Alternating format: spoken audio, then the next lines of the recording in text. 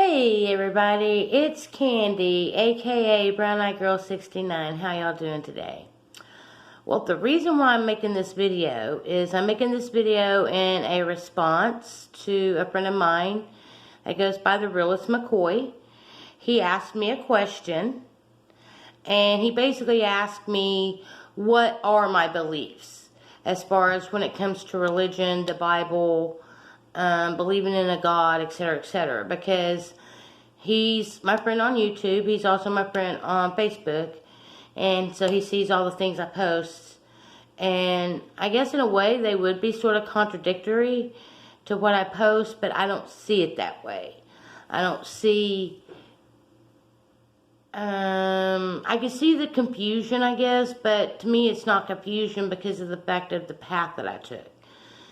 So do you, McCoy? I'm about to tell you exactly why I am where I am today, okay, in my thought processes.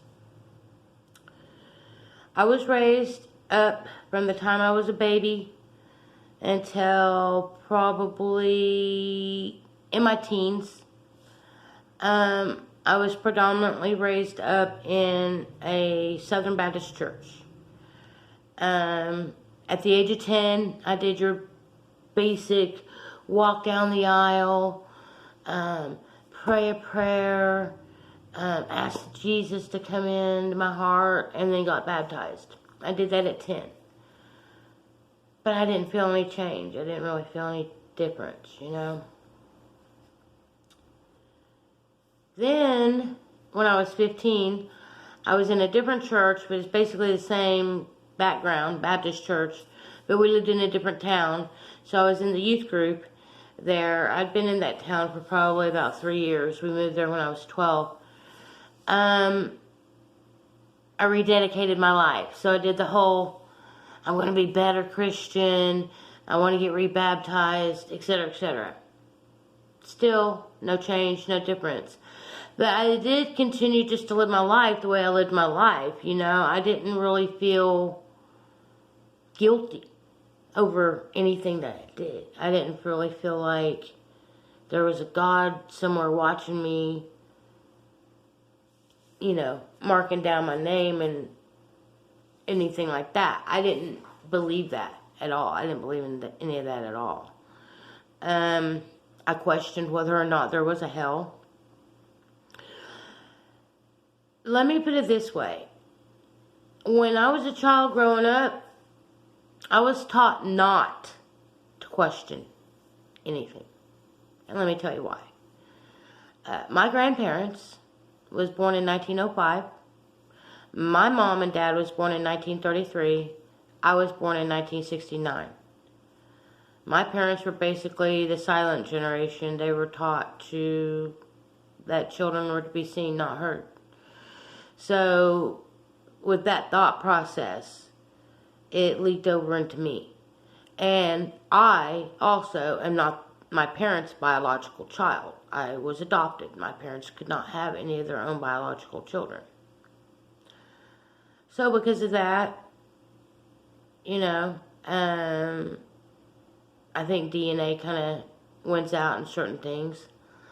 But instinctually, I knew there was more to life than what they were telling me. So I did question things, even though my mom tried to suppress me. And she did suppress me for a long time. I wouldn't say that my mother was a full-fledged narcissist, but she has narcissistic qualities and tendencies. So because of that, I was basically, you know, that's a little bit of my background. When I was 27 years old, I came out of the church just because I was questioning things and didn't believe, you know, what they were strictly teaching me or what I feel like I was being taught. I wasn't single anymore, so the singles group relationship sort of started shattering because of the fact that I wasn't single anymore. I was with Kelsey Stadd at this point in time. So I left the church at the age of 27, and I didn't really look back. I didn't really think about it, you know. I just left. I just quit going to church. I quit doing anything that had to do with religion or God or anything of that nature, you know. I just went back to living life without going to church, basically. To me, church was always more of a socialization, a social gathering more than anything, you know. Always seemed like there was some sort of food, function, whatnot going on within the church itself, whether it was with the youth group or the adults or whatever, you know. By the time I was 40 years old, I was found by my birth mother. That probably had a lot to do with my awakening. She found me in 2008. I was 39 years old when she found me. Yep, 39. And then the following year, in 2009, I turned 40. That's what it was.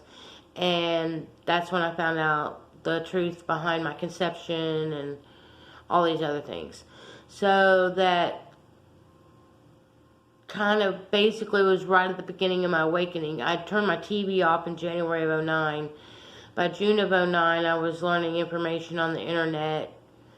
By July of 2009, I was finding out the truth behind my conception and all this other stuff. And then by 2012, my husband and I was leaving Oklahoma and moving to Colorado. But between 2009 to 2012, I was on Facebook, and that's where my journey into religion began, I guess. I had this background, basically, of being raised that there is a Jesus, that he, you know, died on the cross. He's supposed to forgive you of your sins. And that one day, he's going to come back and take his people home and destroy all the bad guys. That was basically my basic raising in religion, okay? I was taught basically that honesty is the best policy. You do unto others as you want them to do unto you. You reap what you sow.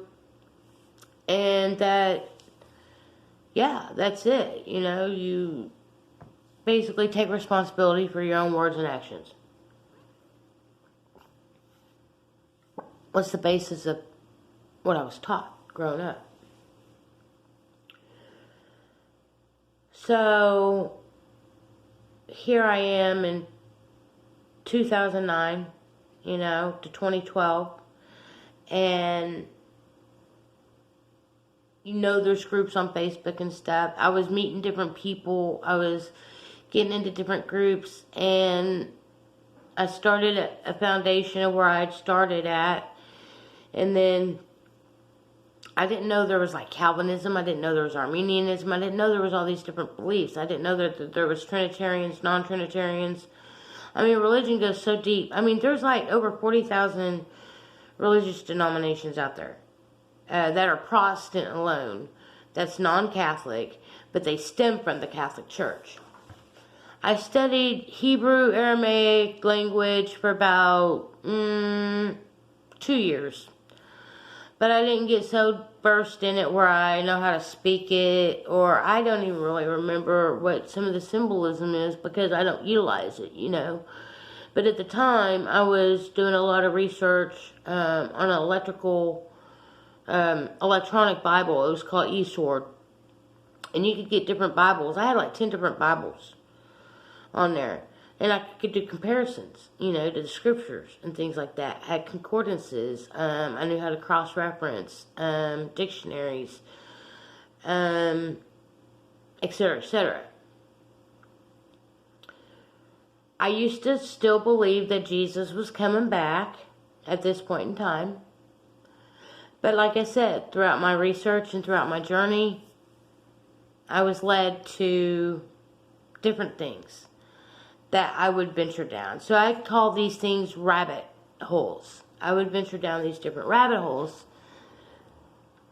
Sometimes I would get deep into them, but some of them I wouldn't get so deep in that I couldn't get out of them.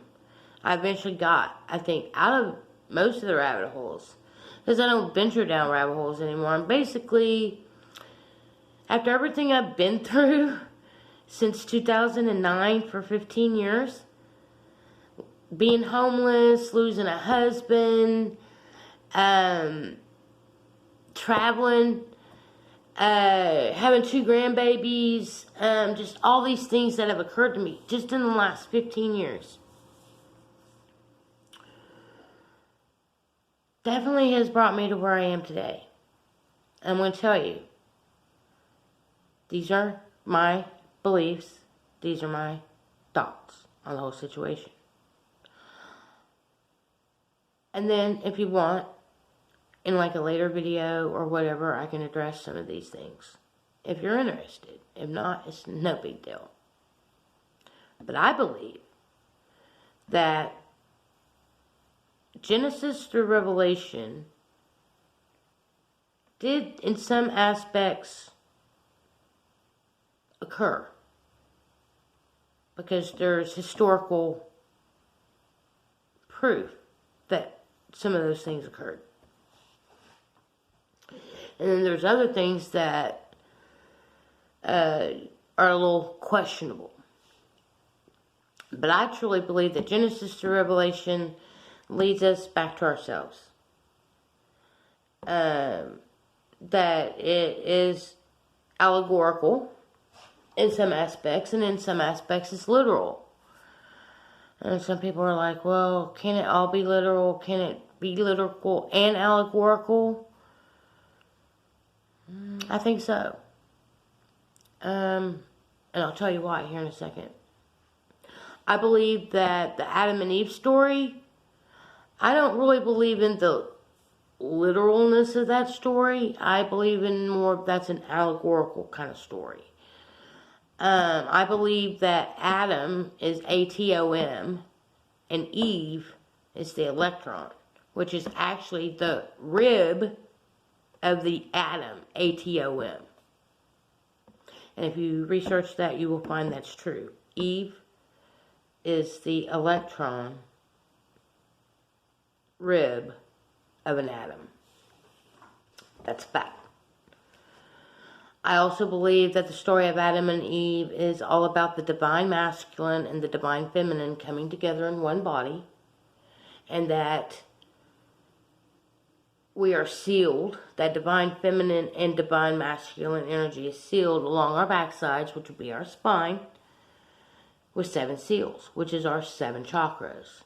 I believe the snake is the energy, the Christ oil, the Christos oil that's in us. It rises up and down our spine every 30 days. Like a snake, goes up and down. It's something that's internal. It happens. We have no control over it. It's just a natural process that happens. But here's the thing. People learn these things and then they do want to try to control them, which I guess in a way you can't control them if that's what you focus on. Because, you know, your energy goes where your if you focus your energy on something, then something's going to come to fruition. Whether or not it's good or bad is, I don't know the answer to that. But something's going to happen if you focus your energy on a specific subject matter for long enough. Example. Me and Daryl wanted to be off-grid so bad. Talking about off-gridness. We wanted to be off-grid so bad back in 2010, 2011, just because of all the 2012 hype. And because I was newly awakened and I was hearing all these, oh, I feel it coming, something's coming, I know something's coming, da da da da da da. I was hearing this stuff back in 2009, okay? So that's probably why I'm a little bit more lax now, 15 years later, than I was back then, But yeah, we were hearing all these things back then about all these things. So Daryl and I wished that we could be off-grid in like some mountains in Colorado somewhere, living in a log cabin, and yeah, like, it takes a lot of work to achieve those things. A lot of work. It takes a lot of money, it takes time, it takes effort, it takes energy, it takes resources, it takes materials. There are couples out there, I've seen them on YouTube, that do live the off-grid lifestyle. I've seen people that are like van lifers. I've seen people that live in storage shipping containers, tiny homes, etc., etc. So I'm very aware and familiar with all those things. Now, as far as my religious beliefs, I believe that all Bible prophecies were about the ending of the Old Covenant age. The Old Covenant age, or the Old Covenant, was basically where the Abrahamic religions or the Abrahamic followers, they made animal sacrifices to their God on certain days out of the year, certain days of the month, certain days of the feast, holidays, whatever. They made animal sacrifices for the remission of their sins towards God. Okay. So Jesus comes, right? They have a prophecy about this Messiah that's going to come, save them. Well, Jesus shows up on the scene and basically trying to save them from themselves and from their old covenant theology, their old man, their stinky thinky, their looking at everything that's on the outside of them versus looking at themselves and looking at what's on the inside of them. Okay? Because that's the way it was to them. Everything to them was about what was on the outside of themselves, you know, like the high priest and the Pharisees and Sadducees. They presented themselves in really nice clothing, you know, garb, and was adorned with all these nice looking things. But on their inside, they were dead man's bones. Okay? Now, it says the Bible that Jesus came to the lost sheep from the house of Israel. Well, the house of Israel is who had the old covenant with God. These are the people I'm speaking of, which was the 12 tribes. The 12 tribes are the 12 sons of Jacob. In the beginning, they were just known as Jacob's sons. And then his sons caused so much trouble, which is Jacob's trouble, that they had to then be referred to the house of Israel. The Hebrewites. The Hebraish, yeah. But anyway, so Jesus came and brought with him a new covenant. That new covenant is what we live in today. It's based off love. The new covenant is Hebrews 8 in the Bible. It tells you that God will write the scriptures in your mind and on your heart. Basically, we know the difference between right and wrong from the moment we're born. You know? We do know right from wrong. But I don't really believe in right or wrong per se outside of this realm. I believe that right and wrong, good and evil, love and hate, those are labels used to describe opposite ends of the spectrum of the emotion that you're feeling. For instance, love feels all good inside, whereas like hate feels bad. Okay? And then on the spectrum of love and hate, you have all these spots in between, you know, and if you're leaning more towards love, then it goes this way. If you're leaning more towards hate, it goes this way. If it's more of a balance, and then it's like that. That's how I try to view things. In different subjects, in all levels. That's how I see it. It's all about balance. Just like me, I grew up very financially well off. My parents were not poor. I never went without. I always had the best of everything. I was always given everything, and I needed as well as things that I wanted. My parents, in essence, sort of basically bought my love from me, even though I didn't realize that that was what was happening at that point in time. You know, a lot of these things in my childhood that happened, I didn't realize a lot of things about all the trauma and things that I went through as a child until I was an adult. In the last 15 years, I've gained all this knowledge. I would say it's been really about the last 19 years, because that's when Daryl came into my life. It was about 19 years ago. But we only got to share 13 years together. I guess my point on this is, do I believe in some God outside of me? No. I believe I am God in this flesh that calls herself Candy. And that this is the role that I chose to play, come and play at this point in time. And I believe that the same energy that's in me is in you, and that is in all, even the animals. We are all one. But I believe this energy chose to come down here, lower itself just a little bit, to experience life as me and you and all the things that it's created, okay? Now, people might call me crazy. Hey, that's okay, you know? I don't expect people to agree with me. I don't expect people to understand me. And that's okay. All I know is I'm having this experience myself, and I'm in control of me. Nobody else controls me. And I live my life according to the way I want to live my life, and I do unto others as I'd expect them to do unto me. I'm honest. It's a default. It's something that I can't get away from. I have no reason to lie to anybody. All I can be is me. And as far as believing in a God, believing in a devil, believing in angels, believing in demons, believing in all this bullshit garbage, well, if people want to believe in that, let them, you know.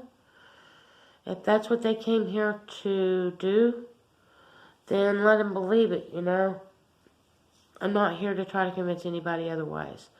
Now, as far as Christians of today, modern Christianity believes, and this is the changing point for me. This is where it started changing for me, if you really want to get down to it. And I'm sorry, McCoy, this is a long response, so if you're hanging in here with me, brother, I appreciate it. I really do.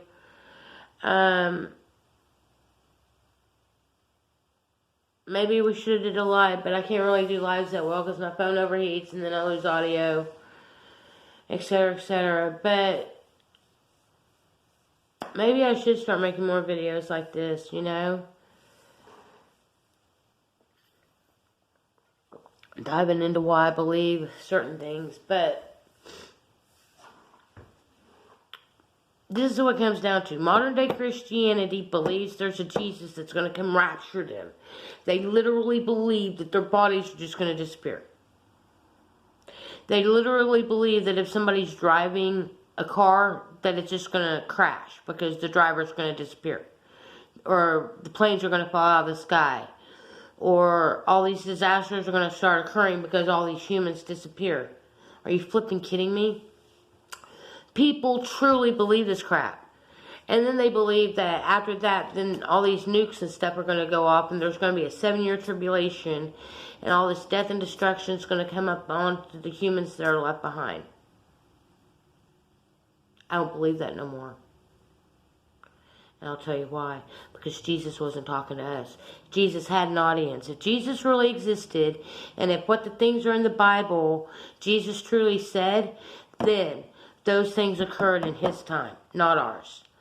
And historically, there are historical facts that prove that all these events that are spoken of in the Bible have already occurred. And that the end of the Old Covenant age was 70 AD. While the Christians believe in a 7-year tribulation, the 7-year tribulation was 66 AD to 73 AD. Right in the middle of that tribulation period was 70 AD. Destruction of the physical temple. The beast that's spoke about in Revelation was Rome. The whore that's spoken about in Revelation was Jerusalem. Jerusalem was surrounded by armies. Jesus spoke in Matthew 23 and basically to the Pharisees and Sadducees said, these things are coming on to you unless you change. Then in Matthew 24, he's basically explaining to his disciples what's going to happen and what's coming onto them in the third generation. and that they wouldn't even be able to go throughout all the cities of Israel before the Son of Man returned. Well, this was him talking from 30 to 33. And from 30 to 70 is 40 years span. That's a generation. And it's laid out in the Bible, 40 years is a generation. He had an audience. Jesus was speaking to those people, not us. He was telling them, when you see Jerusalem surrounded by armies, run to the mountains of Judea. Don't turn back to go get anything or anyone, because if you do, you might not make it out. Well, a lot of these people didn't make it out. But a few people that listened to Jesus and his disciples after he had been crucified, they did get out. They prepared for that specific day. There were cities called Pella and Petra. They were built into the mountains, the Judean mountains of all places. So I believe everything already happened in the first century when it comes down to it, and that the Bible's all said and done, and that the only thing that the Bible offers now is an allegorical look into ourselves, because we are the temple of God now. He doesn't live in a physical temple made with man's hands. Anyways, I hope that answered some of your questions. If you have any more questions, feel free to ask, and I'll feel free to respond.